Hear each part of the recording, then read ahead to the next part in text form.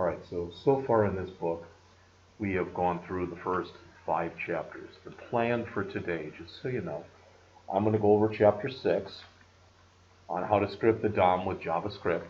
You have to understand how to use the DOM. I'm going to go over chapter 7 on images and timers because timers are really fairly important in here. We're totally skipping the jQuery section. And today, I'm going to go through chapters, if there's enough time, ideally 12, 13, and 14. But I'm still going to be done around 2 to 2:30, so I can give you some time to work on your stuff. Whatever we don't finish in here today, we'll finish tomorrow.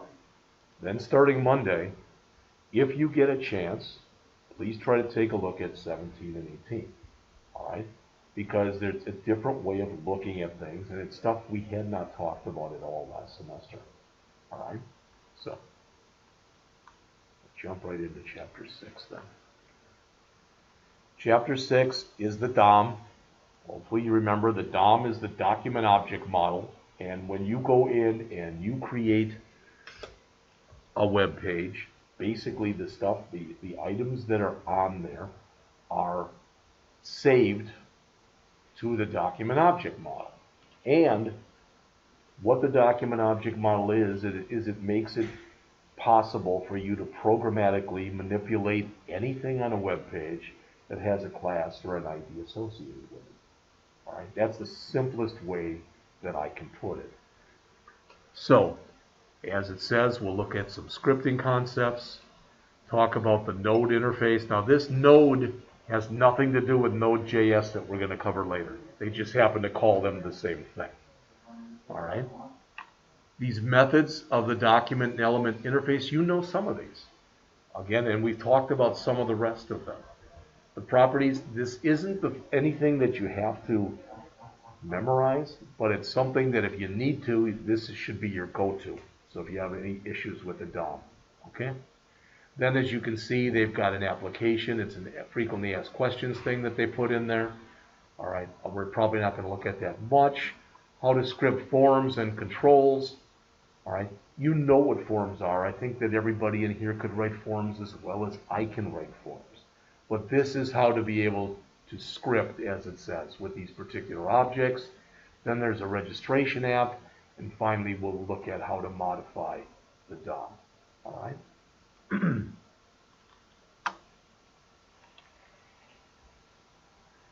And again, I don't want to spend time in here reading to you, so I'm not going to. What they're saying is if you build this web page right here that's on page 183, what gets built for you is this. That's the DOM, or the document object model for the page. You'll notice some things about them, such as, well, here we've got this, and you may or may not be aware of this, but this doc type statement is basically only added so that your web page will validate. It isn't really HTML. The HTML starts with the beginning HTML tag, and it ends with the ending HTML tag. The reason I'm telling you that is HTML is always at the root of the DOM. It's the only node that's in there that doesn't have a parent. All right? And it is everything that traverses its way down through there are descendants of HTML. So when you look on there, and again, this is stuff you know when you look at it, but there are 2 direct descendants of the HTML object, and they are the head object and the body object. And again, I know you can see that. You know what the head is and what the body is. I'm not gonna go through that stuff. That's not really important. All right?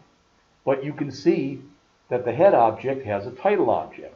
The title object has a text object. Even though they're different shapes and colors, basically they're all objects in there anyway.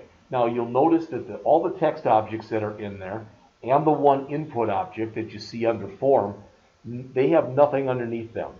They're typically referred to as leaf nodes because they're at the bottom. They don't have any descendants. Okay, I'm just telling you some of the terminology that you oftentimes hear. So when you start looking in here, really, head and body are siblings because they have the same parent. just like the H1 and the form are siblings, and the label, the input, and the span are siblings. All right, and then you should be able to look at that. All right. So when we look at it, it says these are the DOM nodes that you commonly use. Again, I don't want to read them. All right. But you work with elements. The ATTR is for attributes. All right, kind of what you think.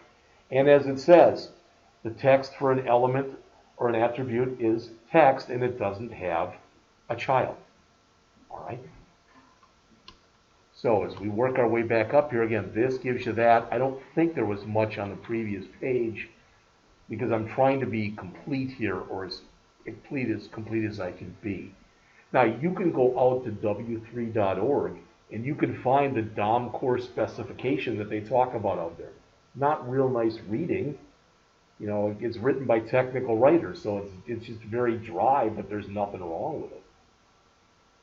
All right. Okay, it says for simplicity, this diagram only includes element and text nodes, but there's also other ones. Even a blank line technically. All right, even a blank line technically is a node. The properties and the methods working with the DOM are called the entire interface. And again, most people, they'll talk about a child, about a sibling, and a descendant, but they don't go into, oh, that's the great uncle of so-and-so. That doesn't really make any sense to do that. All right, again, every child that's in there is a descendant of the HTML node. There shouldn't be anything surprising about that. All right.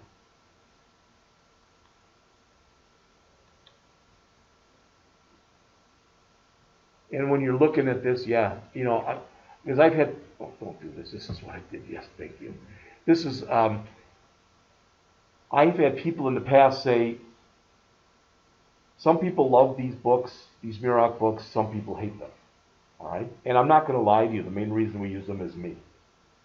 All right? I'm the one who suggested these at the campus I used to be at in Wisconsin. These are the books we use. Now, that said, like Mr. Smith, he does not like these books. All right? He has told me he does not like these books. I think that Mr. Gudmested is kind of in the middle. He's okay with them, but he thinks that there are some better. Mr. Smith, in talking with him, one of the reasons there's no book for this class is he didn't want one. All right? But the reason that I'm telling you this stuff is I don't expect you to go back and reread every page of this book. Come on, let's be real. But what you might want to do is for the even number pages, or the pages on the right, look at the pictures or look at the text and read the stuff at the bottom of the page, or at least, you know, glance through it a little bit. All right? Because I'm not trying to miss anything, but it's possible that I do. All right? And again, like I said, I don't want to read to you, but there's important stuff in here.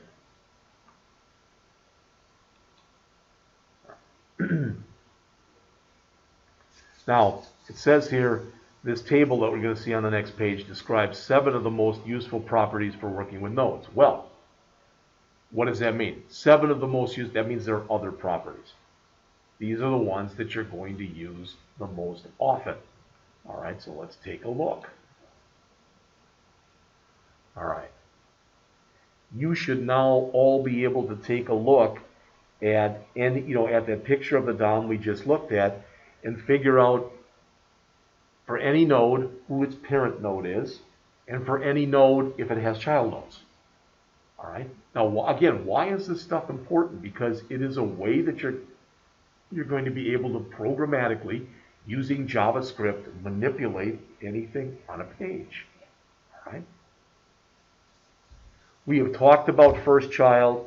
We have talked about last child in regards to things like CSS. All right. Because CSS has a pseudo class that's called : first child, and another one called : last child. So the reason you'd use that, for example, would be if for some reason you decided that if you had an unordered list, say, and you wanted the first list item to be a different color, for whatever reason, you could use first child. if you wanted to change something on the last one, the color or the size to show it was the end, you could use last child. These are kind of the same way. But notice this thing, for example, parent node returns the parent node if one exists. Otherwise, it returns null. All right, really, the only time that it should, everything has a parent except HTML. All right, child nodes returns an array of node objects. All right, so in other words, you can step through it since it's an array using those array methods, that some of which we looked at yesterday, like the for loop, the for in, and the for of, and some of the other ones that we'll look at either tomorrow or on Monday. Things like using spread, rest, reduce, etc. So we'll be going through those as well. All right. The first child, as it says, it returns a single object for the first child, or null. Last child, same thing. Next element returns the next one, if there is one. All right. Node value, that can be really important because that's the content. All right. And as it says, for a text, comment, or attribute, see, they didn't even show comments in there, in that example that they showed, okay? So again, this stuff, there's nothing new here, but remember, when you do this, I talked about this before, that's going to find, it's going to go through your HTML document starting from the top. Since it is a query selector and not a query selector all, it will find first span. If that's the only span that's in there up above it, that's what it'll find. All right? And then they show you how you can start digging through it to get information. Now, you may or may not remember this. I should bring it up and see if I can. Probably is on that machine. It might be on this one too. But if you remember, one of the things I believe that we did last year was we did do one of those MPG things, and we put the error messages in there, and we started using this stuff. And it was the next child dot value or node value that we used. And that was if you put something non-numeric in miles driven or gallons used, you would get one error in that span. And if you put in something that was out of range, that was negative or more than the high upper limit, you'd get a different error message. So you have been using this stuff, is what I'm telling you. Not to the extent that they talk about in here. All right? So when you do this, notice there's a get and there's a set. All right, we've talked about this kind of stuff before. All right, what's the difference? In this case, with a get, it's on the right-hand side of the equal sign, and you are assigning it to some kind of a variable. With the set, it's on the left-hand side of an equal sign. All right, does that make sense to everybody?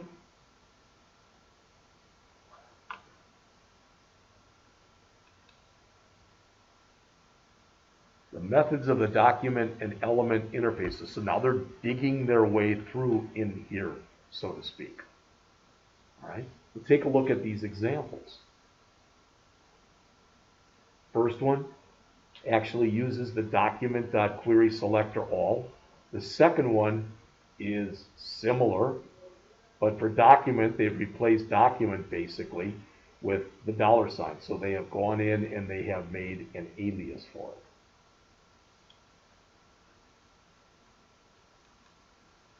Now it says in here, so here's a couple things. You have to understand the difference between query selector and query selector all. It's just that query selector finds the first one, query selector all finds all of them. All right, and notice with the query selector all, it says it returns all of the elements that match the selector passed to it. Technically, I don't think I'm wrong here, it returns a list of nodes, which is not an array, but you can treat it like an array and do a lot of array-like things with it. All right, so notice what's in here.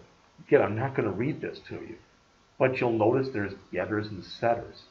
And I believe that Angie here would agree with this, that we use getters and setters a lot. You will use them next semester in the Android class. And I've given you examples like this before. I believe I did in the C# class. But, you know, if you walk into class, remember when you guys walked in a year ago, there were two Gabriels, right, at that time? Yeah. So let's say you guys walk in, we have one right after another. And, you know, you walk up and you say, good morning. I say, morning, what's your name? And you say, Gabriel. Yeah, I said, fine. You know, and I tell you who I am, etc. Then the other Gabriel walks in. I said, hi, what's your name? And he says, Gabriel. All right. Now that works fine with you guys. I mean, you're old enough, and I could call, you know, etc. You know, or I could say, you know what? When you did that, when I asked you your name and you told me, that's a get. If I said, you know what, this is going to be too confusing, from now on you're Gabe, not Gabriel. If I just set that and you agreed to it, etc., that'd be a set. So a get is called an accessor because you are being provided information. A set is called a mutator because you are changing what's in there. And like I said, you know, as another example, it may not have been hard for you two, but I'm listening to my daughter talk, and her daughter is Olivia. She's Olivia B, as in boy. She's got another Olivia in the class, and of course, what letter rhymes with B? D. So she says Olivia, and they both turn around. She'll say Olivia B, and they'll both turn around because the one with a D thinks she's saying B, and vice versa. All right? But you have to understand, this is just checking for the existence of something, not the something itself. It's just if it exists. So it's a Boolean. This returns the value if it exists. This allows you to change the value, so notice it has two parameters, the name and what you want to change it to. And this allows you to remove an attribute. And again, you'd probably check in there first to make sure that it exists, and if it did, then you'd remove it. All right? Let's go down a little further here. And they've got in code here how you would work with those.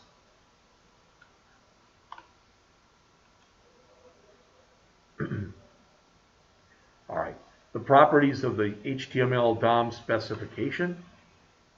You know, I was going to say, I know you're going to see in here at least some tables.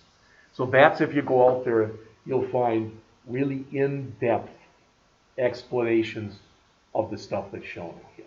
I mean, this is a 30-page chapter or whatever it is. This is going to be probably a good 100 or more page document on the same stuff.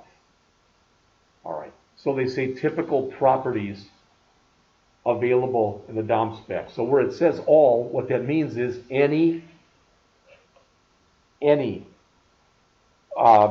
element has at least these three properties. So for any element that you put on a web page, it has an ID, it has a title, and it has a class name. All right. You typically will add the ID yourselves. What is going to change this semester, just so you know this, you've done stuff like this before. I just want to show you this quickly, and it will be quick.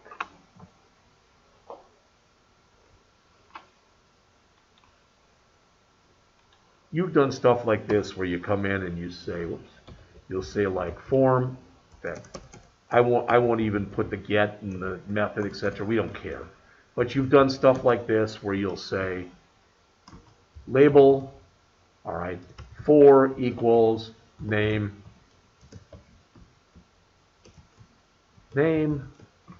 label, and then you'll come in and you'll say, I don't know what I did there, I pressed something wrong. Input type equals text, and then you'll say something like ID equals name, and you may or may not remember this, but what I mentioned last year, and you probably typically did it, you also said, what am I looking for? Name equals name. All right, and then you just, like that, okay? Now, when we were working last year with client side, you could leave this off because the ID is used when you are programming things on the client side. We're going to be programming more this semester on the server side. For that reason, you won't be using ID very much, but you'll be using name all the time. All right, so name basically implies that you're working on the server side. All right. All right. And then again, these are just examples. As it says, it's just typical things. And a lot of these are what you think they would be. All right. The A tag has an href. Images have a source and they have an alt. All right. Now, the reason that they are showing this is what they will show you in here is, notice it says how to get and set the image tag with the core DOM or DOM core spec. And then you get it like this. And here's how you can do it with the DOM HTML spec. So they're two different specs. They allow you to do the same thing, but which one makes more sense to you? I'm not asking you that, because you might say, I don't know. But they're just showing you two ways of doing the same thing. All right? The results are going to be the same. So as it says, the HTML spec provides shortcuts. So typically, if you use it, you'll write less code.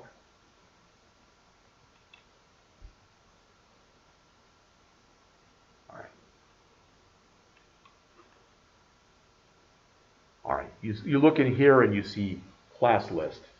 And class list, I don't remember if it's class list or class name, but one thing that's interesting is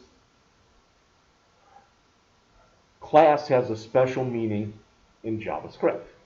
If you want to work in object-oriented JavaScript and you can create a class, just like we created classes in C#. All right. So when we start working with classes, when we're in Node and we're using React and the like, you can't say stuff like class. You've got to change it. I think it's class name. I'm not positive. We'll find out. All right. It may not sound like a big thing, but it's just something you're going to have to do. So some more properties. I'm not going to sit and read through these things. And they show you how to set some more. Now notice the class list property, as it says, gets an object that contains the classes and the element that's assigned to it. The idea is, again, I can't say this too many times. What we want to do is we want to be able to manipulate whatever we're working on programmatically. We want control, whatever we want control over. All right? And that's what they're talking about in here. So in this example, you may remember this one from last year. You may not. All right?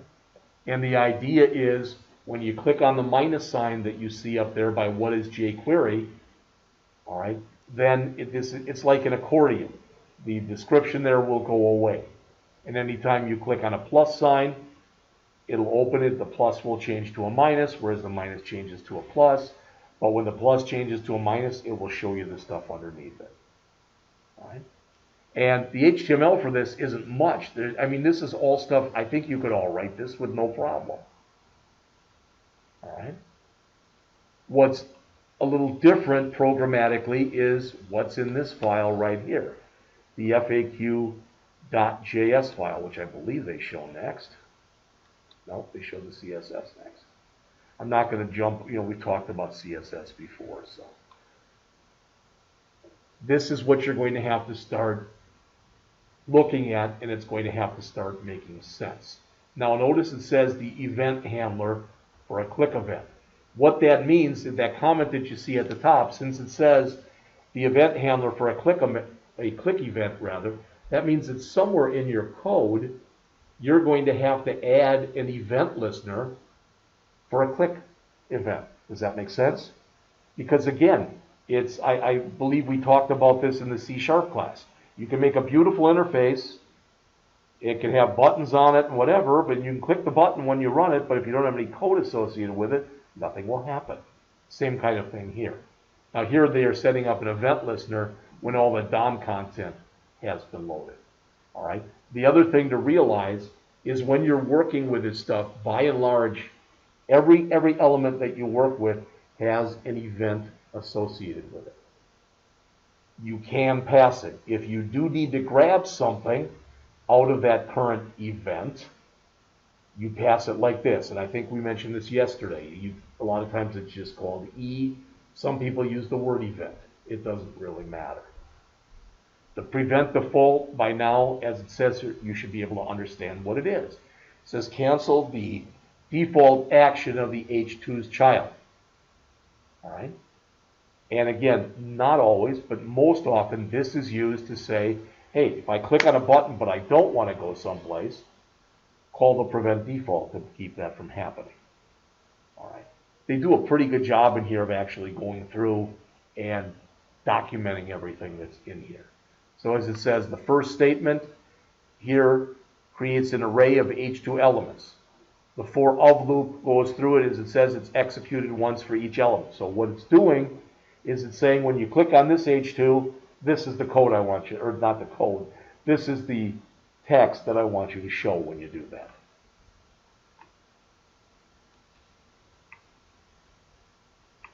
All right, for forms and controls, again, this is not hard right here. This is something you could build in a minute or a couple minutes. But let's take a look at what they have in here. Notice, unlike what we did last semester, there is an action in here, which means in this case, in the example they're showing, when you click the join our list, if everything validates, what you want to do is you want to send that information. Since it's a get, it's going to send it right in the query string, so right up here, and it's going to send it to this file called join.php. So this is on the client, and when you submit it, if everything was, in other words, if you put in an email address and a first name, and you click the button and you put in a validly formed email, and the first name wasn't blank, you would be joining the list. And that's basically would send you out to the join.php. A lot of times, I don't know about you, but if I join stuff, I started following this guy yesterday online, and he said if I wanted more information to click this, I clicked, it was the same kind of thing. He wanted the first name and the email. I put him in. I clicked join. It wasn't a join our list, but it was like just a submit button, and it came back with a message on the bottom that said, "Check your email to confirm your subscription." Type of an idea, and that's the kind of thing that they're talking about here. We've talked about this before, but again, I just want to make sure you know it. This stuff that you see down here, some people say it starts at the question mark. Some people say it starts after the question mark. Join.php is the name of the file. What comes after the question mark is the query string. In fact, typically what you're going to see is up in the browser, if you put this in, it's going to all be in up there. All right, because when you use a get, remember that a get puts stuff in the query string and it shows it right there. So you wouldn't want to use a get. In this case, you wouldn't want to use a get if you were putting in credit card information, passwords, or if you're going to use a get, you want to make sure you ran the credit card information, the password, through some kind of sanitizer or something that would change it, all right, and basically reformat it into a non-decipherable thing. All right, so this says we've got an address for the email address. It's Grace. The pound sign or the %40 is the @ sign, yahoo.com rather. So this first thing, email address, graceyahoo.com, that's the first thing that's being passed. The second thing, and we know there's another one because ampersand means and, it's their second one. There's the first name in there of Grace. Now again, that it may sound real simple, but it has to make some sense to you, is what I'm saying. All right. So they're showing you there what the name is. I already mentioned that to you. And notice in here, each one of these has a name. All right. By and large, you're still going to be setting up an ID and a name. And as I mentioned, there are going to be times you're going to be working with HTML on the client side, and times you might be working with HTML on the server side. So you can take a quick little look at that. But the key thing to that is talking about data validation. All right. And when you look at it, usually when you submit something in a form and you click a submit button, the reason that you're validating it, not always, but normally is you're about to stick that information into a database. And you're trying to sanitize the information first. All right? You don't want it to go to the database where then it finds out that there's a problem. You want to grab it before that. That's typically that's the way that it works. All right?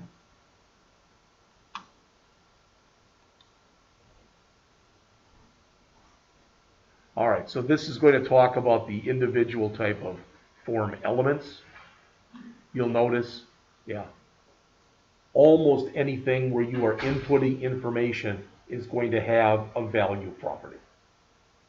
All right? And you'll notice the one that's different in here is the select. If you remember what the select is, it's got options. So we do like a select for state, and the options would be all of 50 of the states. That still is a value. All right? And the reason that that becomes important, you've heard me say stuff like this before. Now in this example, notice they've got blank in here for the first one, USA, Canada, and Mexico.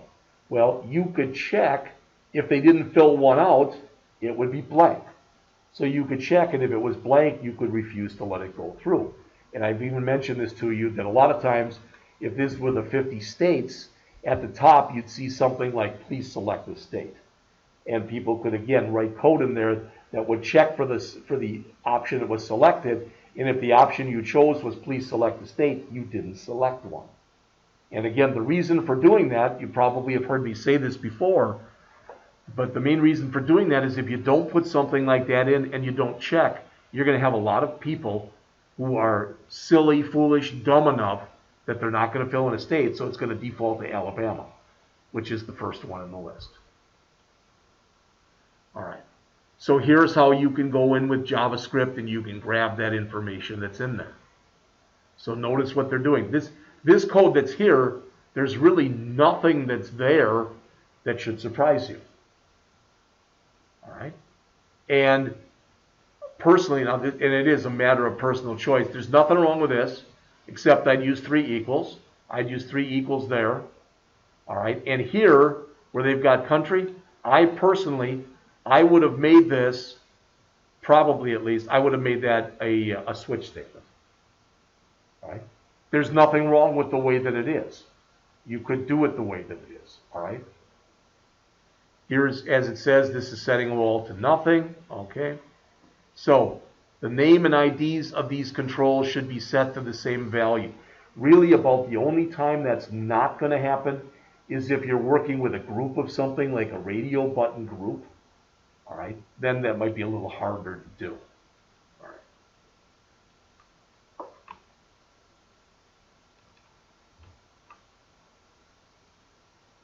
Every time it bubbles like that and it waits, it scares me because I'm afraid it's not going to come back, like right now.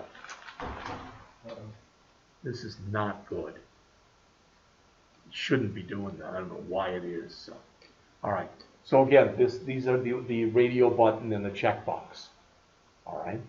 You all know what those are. There's nothing new, so to speak, in that. Notice that they've got a value property and they've got a checked property. The checked is a Boolean. All right.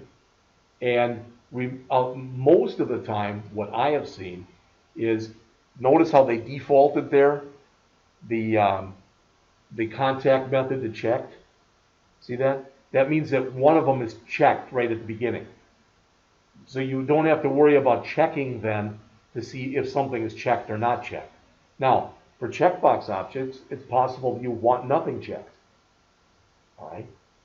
So there's very often in there, you won't find a checked attribute. There just isn't a reason to do so. Now, look at the JavaScript code that's in here. And what I'm telling you is, you should be able to take a look at that, and that should actually make some sense to you. All right? So as it says there, if the one thing is checked, that means what this right here is doing is checking. I thought there was a picture, but it's checking to see which of those radio buttons you checked. Did you check text or did you check email?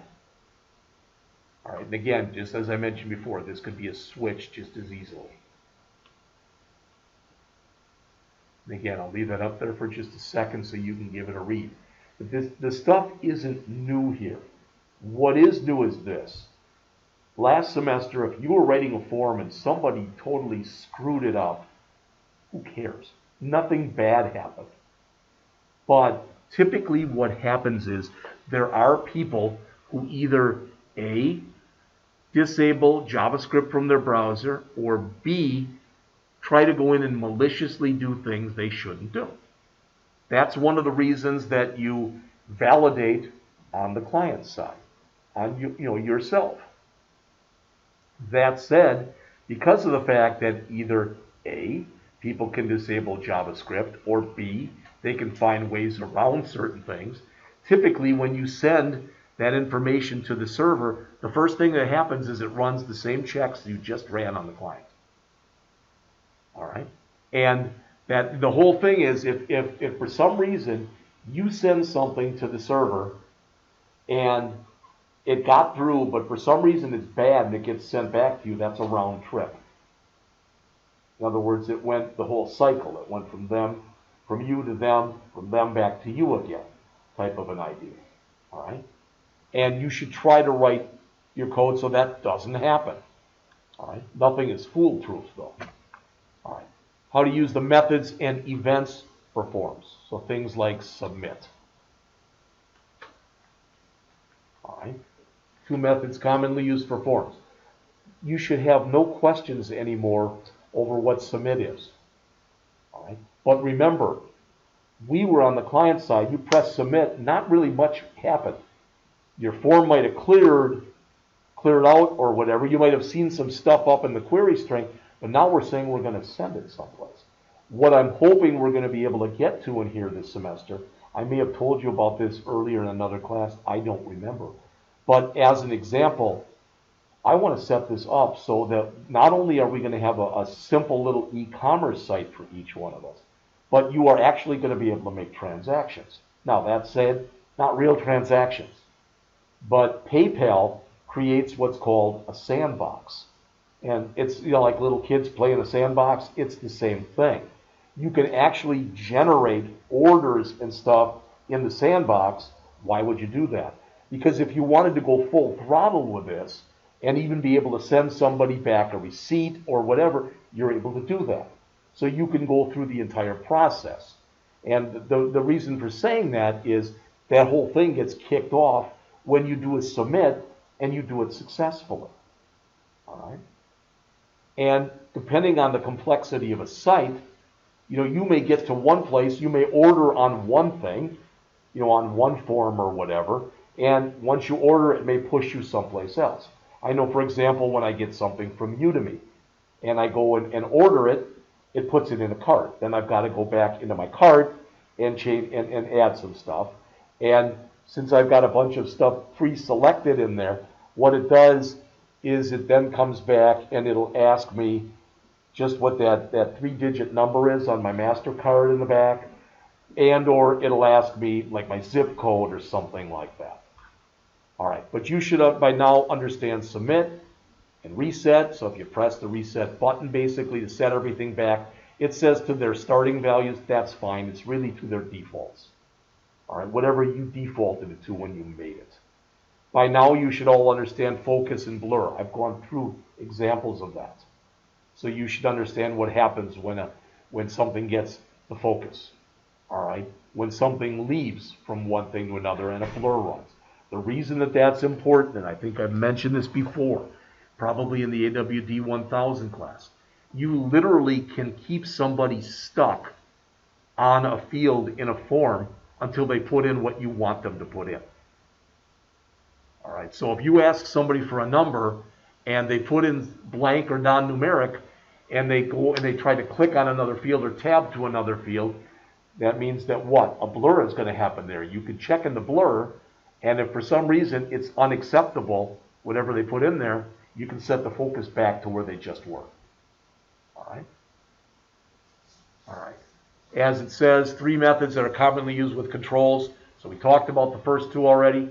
Then there's the select. As it says, selects all the text in a text box or text area.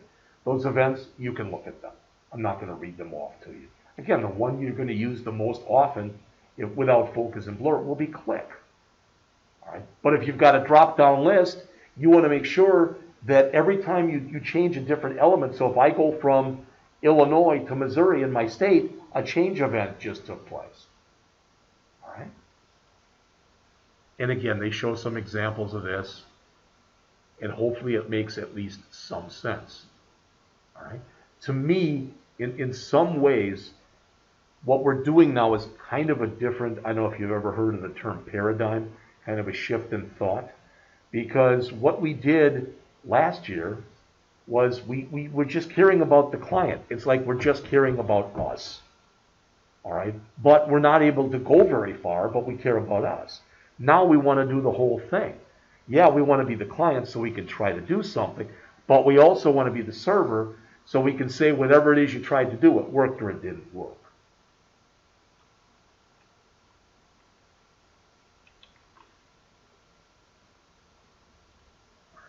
So there's another one of these applications. This is a register one. You've seen this before. All right. So if you look in there, this is a simple one in that it asks for an email, but it doesn't ask for, like resubmit your email like you sometimes do with a password, etc. So you can see that email is required. Well, is it more than that? If you put the code in, you typically run some kind of a regular expression pattern on it to make sure that it's at least a validly formed email. All right, with phone, you might, now if I was going to do this, for example, for phone, if they left it blank, yeah, you can put in this field as required. But a lot of times, that's why you put the placeholders in here. And I would put, like, if I wanted the format to be number, dash, number, dash, number. Why would I want that one? Because it's the easiest one to write a regular expression pattern for. That's why. And I want it easy on me. And I don't think that that's asking a customer to do that much.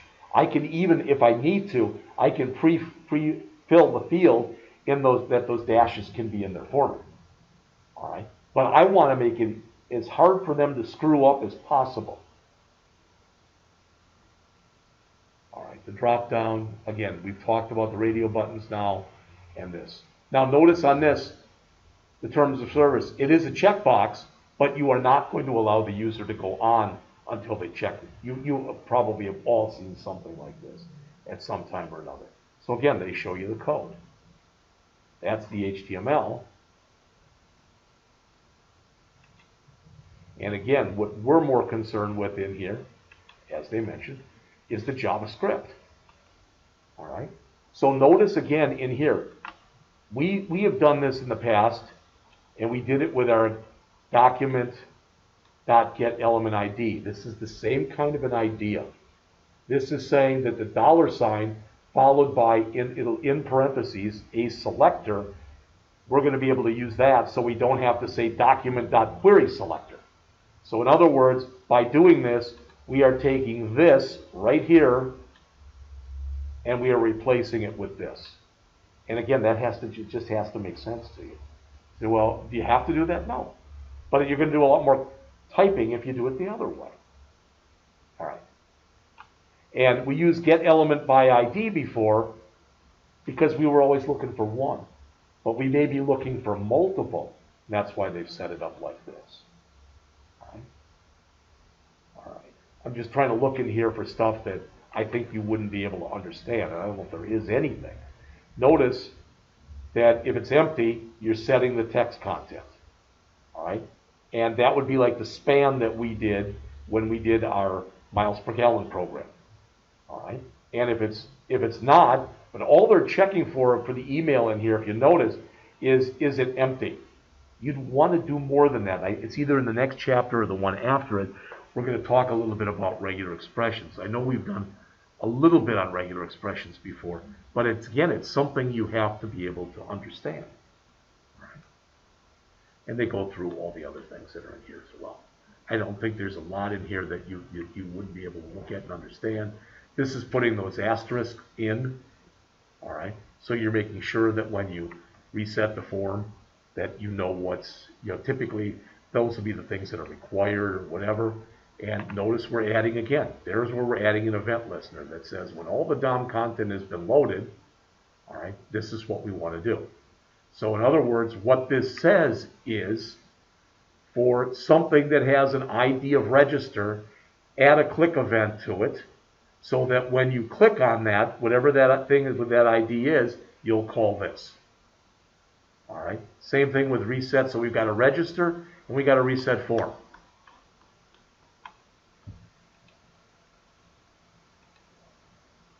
And there's the register, and there's the reset for the form. Does that make sense?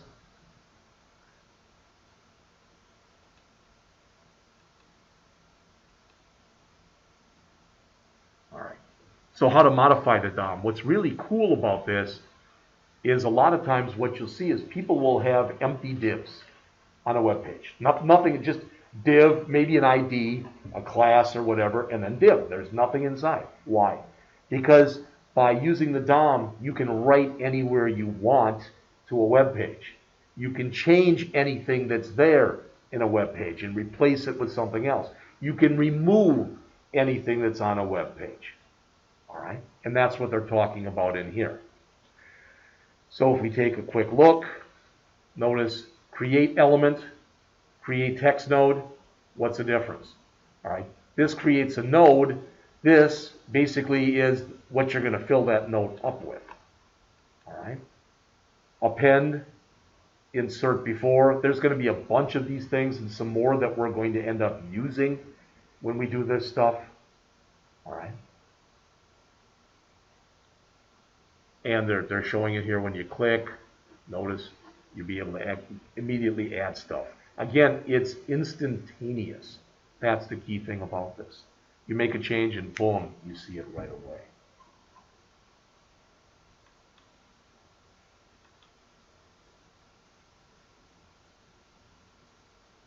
All right, then they update the register app. So what is this? What they're saying is rather than putting the errors here, you oftentimes see the errors put in one single area, either above, sometimes below where the form is. And you can do that as well.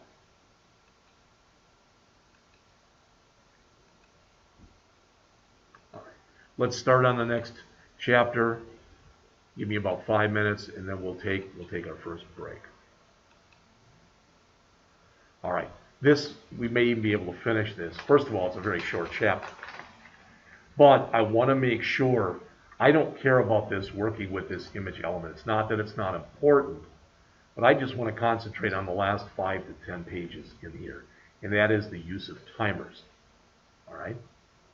Now, I've mentioned this to you before, that I showed you an example yesterday or the day before, probably yesterday, where we did something like this. When I talked about synchronous programming, and I said, for example, if we have 3 functions and they're function 1 followed by function 2 followed by function 3, unless we tell the system otherwise, it's going to run those synchronously. So it doesn't matter how long function 1 takes to act or how long function 2 takes to act, etc. They will both have to run before function 3 can run. That's synchronous programming. What you get with Node.js, and sometimes you do it with timers, so I wanted to show you this, is you get the ability to change that. So, I don't know if they're going to show an example of this in here. If they don't, they will later. But when you do a timeout, what you can do is you can say, I want to run this function, but I want you to wait this many seconds before you run it. And hopefully that at least makes a little sense. Now with set timeout, I mentioned what I likened it to last year was an old-fashioned alarm clock where you wound it up and it had a little thing on it that you lifted up to set the alarm. Well, once it went off, if you hit it, it wasn't like a clock radio where you would wait for 10 minutes and go on again. No, a set timeout is a one-time thing. And it's like, I've got my alarm set at home. I set it for 5 o'clock in the morning every day, Monday through Friday. But if I wake up and it's 5:02, I usually turn it off. You know, it's like I'm not going to sleep for 5 more minutes. I'd probably feel worse if I did. That's a clear. All right. So what they're showing in here, I think they show an example in here someplace. There. So this says right here, wait 5 seconds and then do this. All right. And that may not sound important, but working like that and being able to change something. So in other words, on these 3 functions that I showed you, if I know for sure that this function, I think I mentioned this the other day, means going out to the internet, finding a database, running a query, waiting for results, I can basically do the equivalent of put a timer in there and tell it to wait. And while that's happening, I can work with this. Now, if function 2 and function 3 depend on the information from function 1, it's probably not going to work. All right, or I'll have to come up with some other mechanism to work with it. So as it says, the set timeout returns a reference to the timer it creates. It can be used by the clear timeout if necessary to cancel the timer. That's what we were talking about earlier with the callback. It's all going to link together, yes. Yes. You can actually simulate callbacks and stuff by using some timeouts. Yeah. God, I'm just so worried that this thing is just going to eventually just stop.